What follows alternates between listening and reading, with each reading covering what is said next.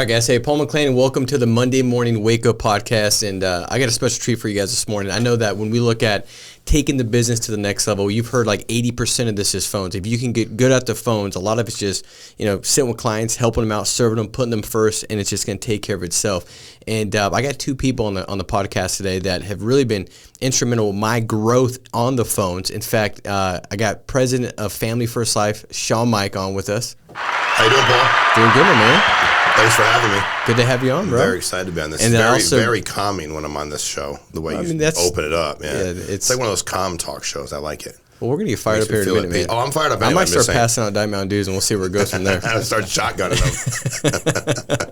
And then we also have got Dom Rodgers on, Integrity Managing Partner, and a good buddy of mine. And both of you guys have helped me out, significantly. In fact, Shawn, I remember going back prior practice company, going into a meeting, and we would always show up early because we would get there before the meeting started. Mm-hmm. We start dialing and booking appointments.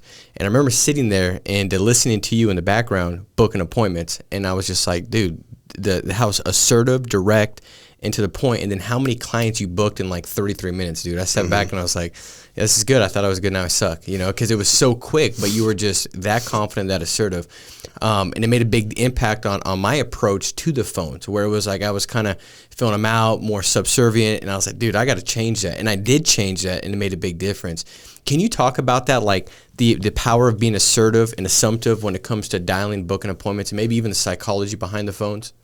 Yeah, I think the biggest thing, Paul, when I got my insurance license and I got introduced to leads, I always say this, I wasn't confused. And I think everybody else around me was, and I wasn't. Like when Dom and I started working together, I never believed that somebody filled something out and sent it back and didn't want to meet with you.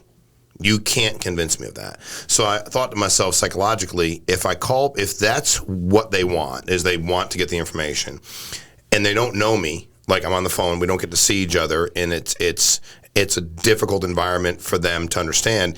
If I were to call them and start asking them, like, do they want to maybe kind of, and I sound like a telemarketer, then they should say no to me, because that's not what they entered into. The agreement they entered into was, I sent you my information, come give me the info I need about the product.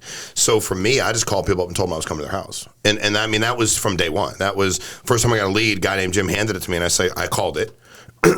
You're like, and I'm not mad if people have scripts. I just don't know what you want. You just call them up, tell them you're coming over. I'm not trying to be funny, but it's like, and we can go through it. It takes 20 seconds. But the reality was, I called it, and I put them on hold halfway through. I said, Mortgage Protection Center, because it was mortgage protection. That seemed to make sense to me. And when he answered, I just said his first name and not Mr. So-and-so, because I don't want to be a telemarketer. So I knew I didn't want to be a telemarketer. I knew they wanted the help, and I knew I had to be presumptive. So when he said, yes, I remember filling it out, or if I didn't remember filling it out, I was like, okay, sounds good. My job is just to get the information to you. I knew what my job was. So why would I not say that? I knew my job was to get the information to you. I wasn't going to say nothing over the phone at that time. I was just trying to get in front of you. Okay, got it. So my job was to get the information to you. And then my job was to take control of the situation and find a time to get the information to him. So, the guy that handed me is like, well, how'd you learn how to do that? I go, what are you talking about? What do you mean, how'd I learn how to do it? What are you talking about? Like, they filled it out. They gave it. They sent it in. Nobody promised him anything, and they sent it in. Why would I not call him up and tell him to come over to the house and find the right time? What would you do? And he was like, well, I just don't like the phones. I'm like, well, that's your first problem when you say you don't like the phones. Right. I love the phones from day one, even if, listen, doesn't mean everybody said yes. There were still people that, for whatever reason, but I just wanted to buzz through them and get on and off the phone as quick as I could, and then find a way to make sure they were going to be there when I showed up. So, Paul, the psychology behind it was simple. If I acted apprehensive, nervous, uncomfortable, that would then make them uncomfortable, and then they would act out. Act out meaning, I don't need it, I don't want it, don't know why you called me, don't call me again, blah, blah, blah. And it didn't matter to me what they said. That was the other thing I said to people. I don't care what they say. They can be like, I already got the information. Sounds good. My job is to get the information that you requested from me and make sure the information you have is the best you can get, and we'll take you off the list.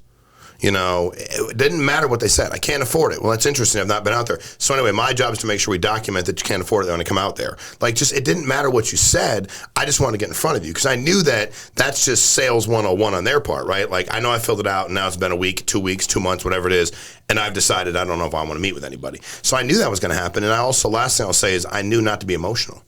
Because I know that when you get emotional about things, you lose control. They take control back. Whoever asks the most questions wins. Mm-hmm. Why do you all have to come out? I don't know. Why do you have to keep filling out forms? I'm not trying to be mean, Tom, but you can keep filling out the forms. That's the way it works. Can't you mail it to me? can't the information I could, then you'd mail it back to me. We'd have this weird cycle deal going on, and I wasn't mad though.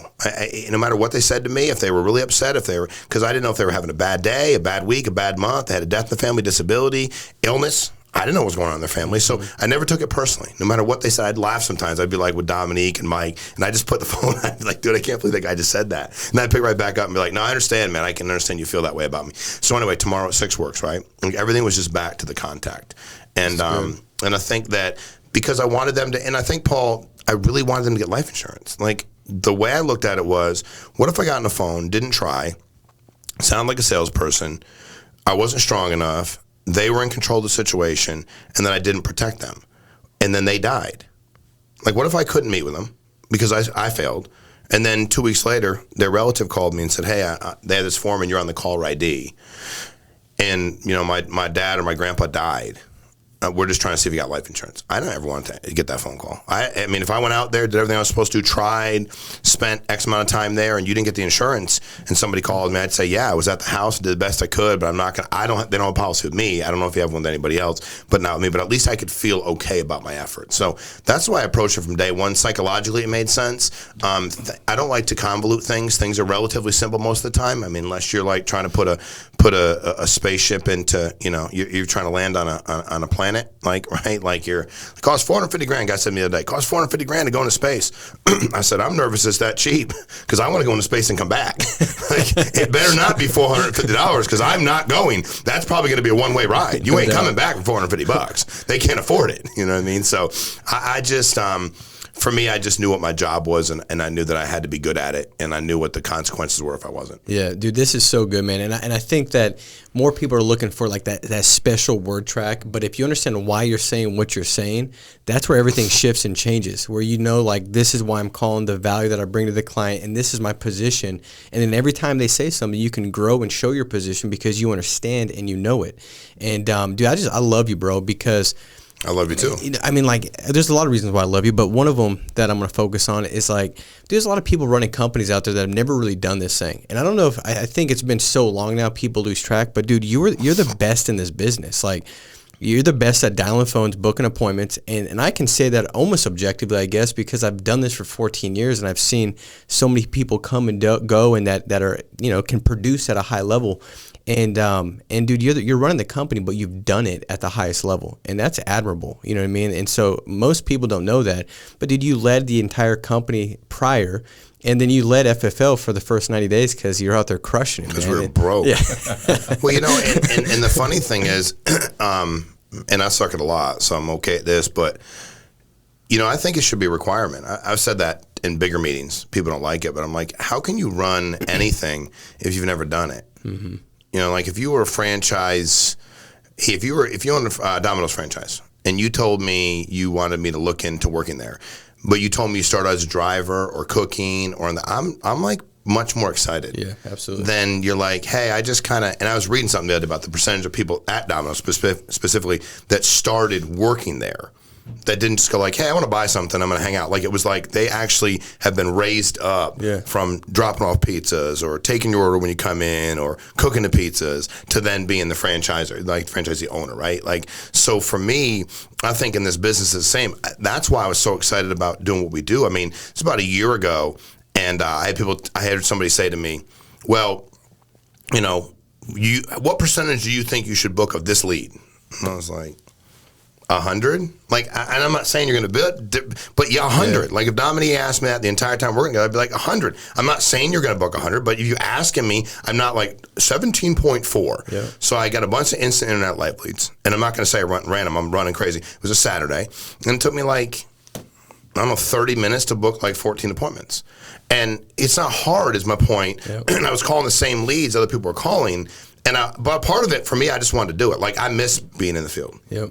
I do. I miss, I'd love the challenge of being on the phone and Zoom. That'd be really cool and doing that because good Lord, would it be on. I mean, we were helping 20 families a week, 25 families a week running appointments. Yeah. And I'm like, man, we help 50 a week on the phone and on Zoom. Like, I just kind of, so, Paul, I think that should be a requirement. I think for a lot of the men and women here at Family First Life, what's been great is you, Dominique, and I mean, tons of other people, you don't have to be the number one producer You don't have to be the one that helps most families every month. But I do believe that you have to have been in that foxhole doing it. Mm-hmm. I just do. I'm sorry. Doesn't mean you have to be great at it, but I think you have to have been there. So when somebody says, "Hey, you know what?" you can relate. Yeah, I always like to say to people, have you ever thought about what it's like to be in his shoes? I always try to do that. With a client, if Dominique's going through something, I try to figure out, like, does he know what it's like to be in my shoes? Because first couple years of the company, Paul, I need to grow so much professionally. When I was frustrated by what was happening and people's responses, I always thought about what the corporate office is going through. And then I started going, like, what's it like to be in Paul's shoes? Okay, so we're having this discussion right now. What's it like to be in Paul's shoes or Mark's or Dominique's? So, man, I love it. I wish I could do it now. I wish the three of us could spend the weekend seeing who could protect the most families. And dude, we should do that. You know, I 100%. I'm definitely in, bro. I'm totally down. 100%. I'm in. Well, dude, the thing I think is pretty cool when you look at, like, Family First Life and how it started up, it was a lot of us going through the same kind of experience, man, like trying to figure things out when it came to lead flow, litigation, carriers, all that kind of stuff. And I think that's why we've bonded together so much, is that we've got empathy and we've got unity through all those things that we've gone through. And I think that's kind of gone through the entire company. I think it's it's percolated through the whole company, and it's like the pattern that's been duplicated. Now the blanket of FFL is one that everybody wants to serve each other, everybody wants to understand each other, everybody wants to lead by example, not just by theory. Because, dude, I couldn't follow somebody that was trying to get up there on a soapbox and talk about theories and things that they heard about. And I want to follow somebody that knows about it because they've been about it. And that's a cool thing about FFL, man. That's how it's been originated. I don't know if they've all been birthed like that, but I know we have. And I know it's made a massive difference. Dom, I want to hear you kind of talk about the same thing, man, because I remember this is back before, this is in the early days where we were splitting hotels, you know what I mean? And we were hoping we get two queens and not one king because we had to put pillows between each other. But I remember being at a hotel, dude. I don't know what state or city we were in, right? I don't remember that, but I know we were on the East Coast. And I was going to bed, dude. I was passing out, and I just I hear, "Hey, Dom, Mortgage Protection Center." I'm like, what the hell? This is like freaking 11 o'clock at night, bro. And then I realized, dude, you're calling your leads, booking appointments because it's 8 p.m., which that's open season, man. Right. And I started laughing, bro. And I heard you, go through your scripts, and you were just going the extra mile, man. And that played, and I want to get into that too, but talk about being assertive, assumptive, because, man, everything about your script and the way you went through stuff, it wasn't the words you were just saying, but it was like you understood who you were and why you were saying them. And again, I think that if anybody watching this, if you can get that, all of a sudden it's one of those big shifts where you're like, man, that's not a whole lot changed. I keep saying the same stuff, but all of a sudden, boom, my booking ratio went up significantly. Well, it's because you understand why you're saying what you're saying. But, Dom, if you can kind of, articulate on that as well. Absolutely, man. And thanks for having me. And I definitely remember that, and that's the grind, man. And I knew that. Shawn taught me early on that being on the phone is where all the productivity is made, and it's where you gain confidence. And to your point of being assumptive, and I think that when you understand that the clients actually filled out the form, they actually want life insurance. I had to sit in front of a mirror. Like, I remember a training that Shawn did. Like, I probably listened to it so much. Like, I know, like, when he's going to make, like, the noise, like, with this little sniffle noise. And, like, I knew, like, the time. Like, I was, like, at, like, 1minute and 72 in. Like, I listened to it so much. And he talked about self-talk, and being in front of a mirror and holding the lead up. And when I first heard it, I thought it was foolish. I heard it, I was like, come on, really? But when I started sucking enough to realize that I'm willing to do some of that stuff. Because the first time I heard it, I was like, I ain't gonna do that. It's corny. Yeah, I'm not gonna talk to myself in front of a mirror. They filled out the lead. Why would she fill out the lead? I'm right here, guys. Why I'm sitting right between you. Why would anybody fill that out? And I was like, all right. So I started doing it. And that self-talk really allowed me, because I was so focused on script and what I was saying, but I was lacking belief that I was actually doing something that people wanted. So I would focus all this time on what do I say here and how do I say that, and I'd call Shawn like, hey, can we role play? And like try to role play, but like that's not happening. Like role play, call him up, tell you to come over to the house. And the first times he was telling me that, I was frustrated because I'd be like, no, like what do I say when they say this? He goes, well, what if they don't even say that? How they said that? Nope. Well, why don't you just play the game with like if they don't say that and you just call them up and tell them to come over to the house? And then as you start doing it, you start realizing that that's really what you're doing. If our objective was, let's just get in front of people, right? Not let's sell them an insurance policy. Let's get in front of people. If we believe that they filled out the form already for life insurance, all we got to do is get in front of them. You always told me that nothing good happens on the phone. Nothing good happens on the phone. Mm-hmm. If you're on the phone longer than a minute, it's going to blow up. Mm-hmm. I remember I had to set a timer. I'd be on the phone forever. And you'd be like, dude, what are you doing? You know what I mean? Like, he booked 3 appointments, and I'm still on the phone with Mary, 87 years old. You know what I mean? Like, what are you doing? Like, I was like, I had to like really start a timer, you know? And then I got the timer down, and then I started speaking too fast because I started to put myself under this, you know, I got to just get it out, right? And then I remember one time I was dialing, and Shawn walked by, and and this is why you need to be around people when you're dialing, because when you're dialing by yourself, you never know. You know, I was in Raleigh, North Carolina. He was in Connecticut. So we'd fly up to Connecticut once a month purely for a dial session, you know, just to dial and get around. So now we have work spots, and it's just crazy the availability you have to get coached. But this would have never happened. I'm talking on the phone to this lady, not booking an appointment, right? He walks by. He goes, dude, why are you talking so fast? And he said you need speed bumps on your tongue. You talk so fast. I was like, this is hilarious, right? I was like, that was a good one. All right, I got to slow down, right? Lady hung up on me, and I'm frustrated. I'm angry, right? And you just said anger, no emotions on the phone. I'm angry. I'm upset. I bought the lead. She's telling me she didn't fill it out. She don't want it. He picks up the phone, calls her right back, right in front of me, and I'm like, this is like, what are you gonna do? Like, you think like, this ain't gonna, like, you're just gonna ruin it. You already ruined it. It's over with. He called her up. Hey, Shawn here, Senior Benefits Center, getting back to you about the postcard you sent back to us. Yeah, somebody just called me. Yeah, I know. But anyways, our job is to get this out to you tomorrow, see if you qualify. I don't need it. Yeah, we understand you don't need it, but our job is to get you the information to see if you qualify.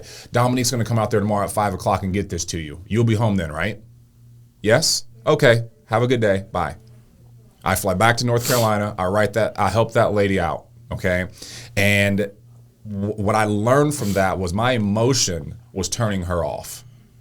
He had zero emotion on the phone with her. She was trying to get him to be emotional by saying what I did, or she just talked to somebody, and he just kept it very level. And what I learned there was like, you've got to meet people where they are. If there was anything like, and he was like, dude, I talked to the lady. She's like, she was very hi, and I'm over here, Mary?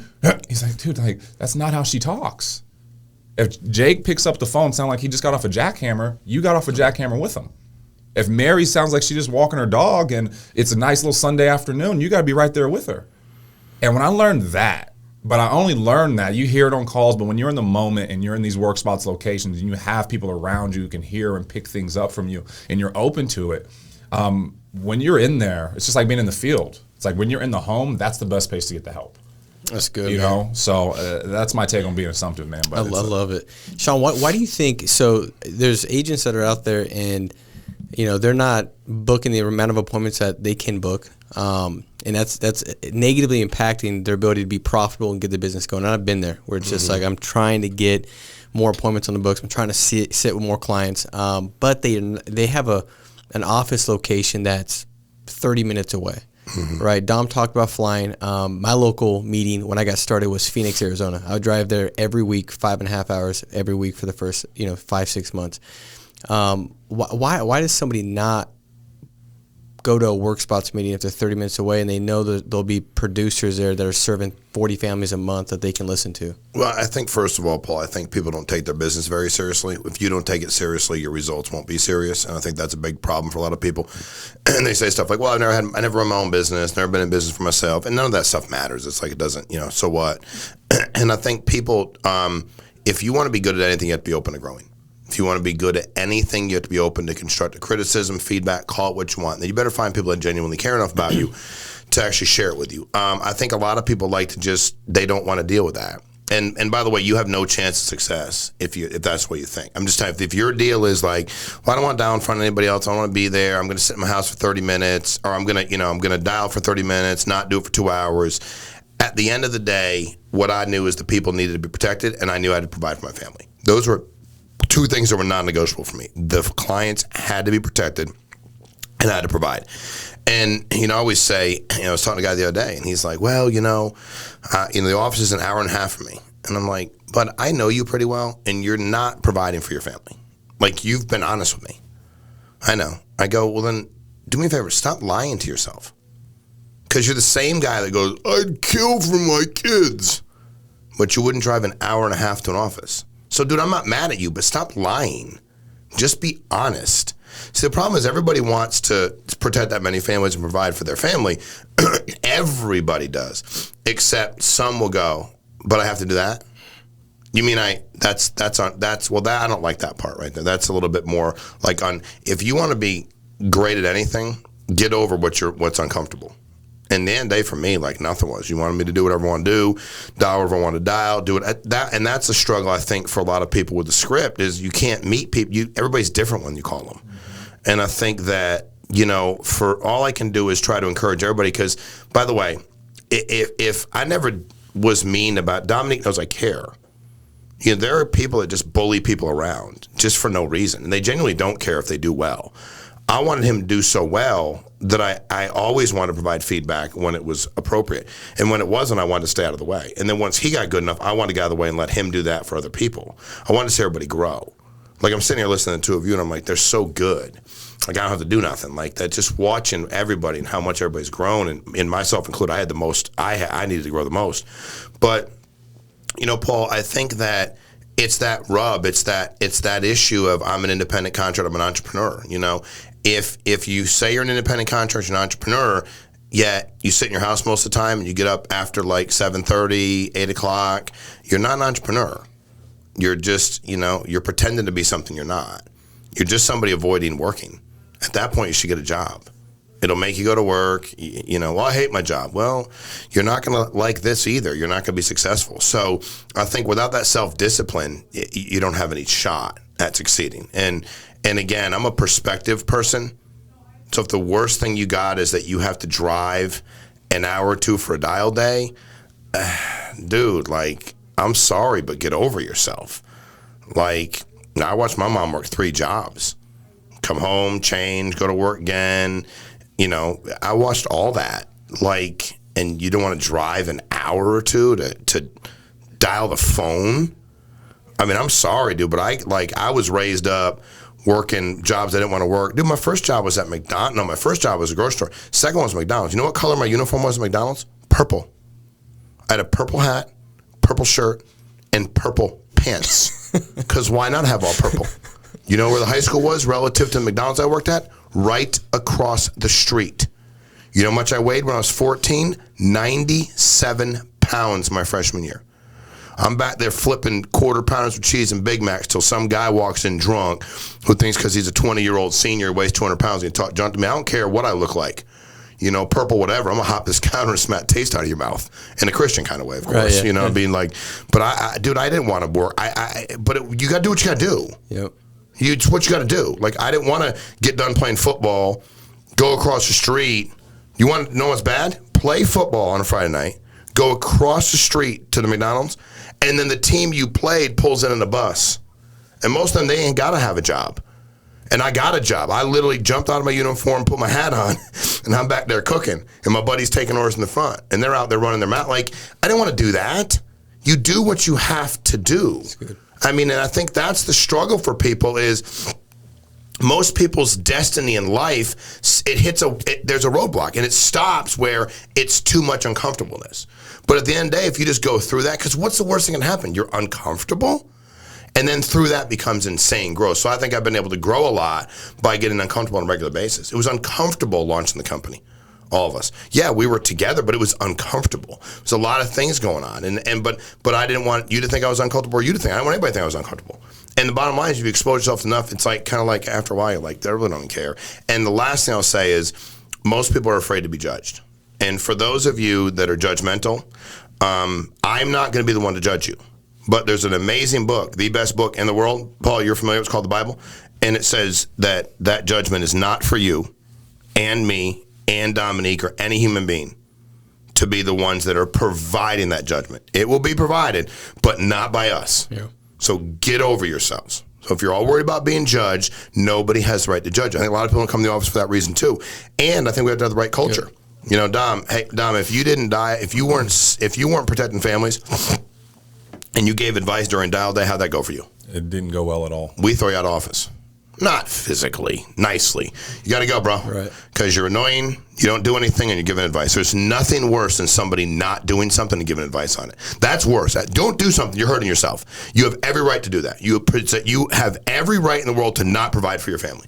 You do. But to try to harm other people's ability to provide for their families because you're so damn full of yourself that you're not good, but you want to screw everybody else up, now that's when I draw the line. You can sit in the office all day long. Can't eat the donuts. If you're not helping families, can't touch the donuts. You can use the bathroom. You can use the water fountain. That's totally cool. You can't have the food we bought because we didn't have no money either if you're not actually out there helping people. And at the end of the day, if we were selling, Diet Mountain Dew, so what? You don't need Diet Mountain Dew. Sorry, Diet Mountain Dew. It's really good, but you don't need it. But you need the life insurance. So I love that, man. So good. Well, I think today, guys, if there's one thing you can take from this is plug into work spots, get around people that can help show you the way forward. And I think for myself, I just wanted to put myself in an environment where I could get around guys like Shawn, Meaike, and Dom Rodgers, where I could just learn how to respond. I could develop a higher level thought process. And I think also, man, I learned how to have an emotional IQ. I learned how to behave and how to control emotions and respond by getting around people. I think that's one thing that's easy to mimic when you get around people. But if you're not, you might hear what they're saying and they can talk about why they're saying it. But when you can see it and you can experience their emotion, how they're handling it, what they say, what they don't say, that's stuff that when you duplicate it, you leave with the right thought process, emotionality to take this business and production to a whole new level and serve more clients in doing that. And so plug into work spots meeting, get around people, man, and have them listen to you. Record yourself, send the recording to them so they can hear what's being said and how it's being said, and there's some tweaks, adjustments to be made. But let's go get better. I know my goal every day is just to get a little better. I'm not going to change everything, but if I get just a little better each day, then it's a good day. So guys, make it a massive week. Subscribe, like, comment below, and you'll be in the drawing for lead cash. And by the way, there was somebody that came up at conference, which I thought was pretty cool because he didn't have to say this. He said, man, listen, I've been commenting on the podcast and my name got drawn. And he's like, you didn't know this, but he's like, I wanted to tell you I won $250 in lead money. And he's like, dude, that changed my life. And I was like, what do you mean change your life? He's like, dude, I was in the last bit of income. I was just getting this business started, came in with a bad situation financially, and back was against the wall. And at $250, I helped a couple families turn it around, and now I'm out there serving 20 families a month. How much lead cash do we give away every week? $250 each week. So we should give 1,000 away, $250 to 4 people. I like it. Every week. Let's do that. Deal. I like that a lot. I love it, I keep man. getting Thank on this you, bro. to raise up more. I get too excited to lead cash. I think I'm going to have you on the next 4 Monday Morning podcast. See how much we can give. I'll tell you what, that's one of the best things I ever did is not try to get in the way of the Monday morning wake up and let you do it on your own. So you crush it. So I really appreciate it. You made it that much better today, brother. So guys, thank you so much. Make it a massive week, and we'll talk to you soon. Take care. Bye-bye.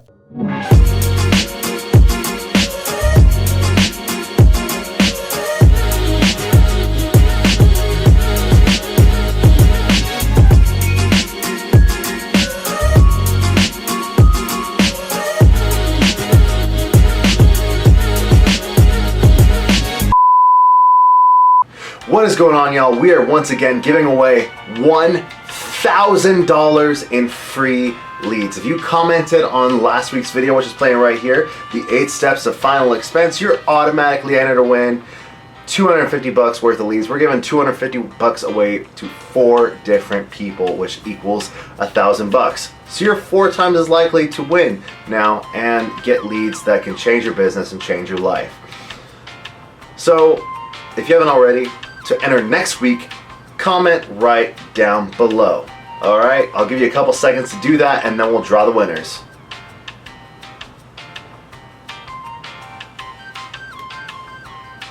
Have you commented yet? Do it. All right, let's see who won. Our first winner is Tri-Couple. Great job on the training, Paul. Love the in-depth methods you use in the home. Winner number 2 is Nick Kahn. Great video. Always learn something new each and every video. Winner number 3. Alicia Elam. Great training, thank you. And winner number 4. Kaiser Cameron 2012. Always great training and information. Thanks, Paul, for always helping. Guys, we're so glad that we can provide great value to you each and every week. Leave a comment down below if you didn't win this week. You're bound to win one of these times and win $250 worth of leads. Congratulations to all our winners. Get in touch with Victoria. Her number is going to be right down here. Guys, thank you for watching. Thank you for commenting. We'll see you next week. Make it a huge week. We'll see you next time.